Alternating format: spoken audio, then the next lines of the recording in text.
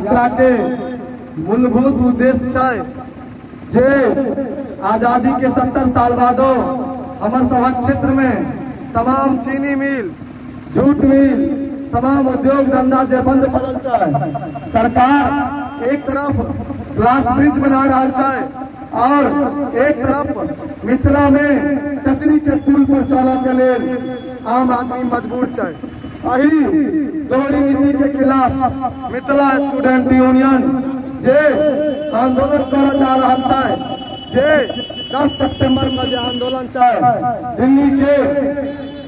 दिल्ली में तमाम आदमी के सहभागिता के लिए रामलीला मैदान चली 10 सितंबर का। वही के क्रम में यात्रा के क्रम में हमारे सभा छतपुर पंचायत के मुखिया जी सम्मानित कर रहा है और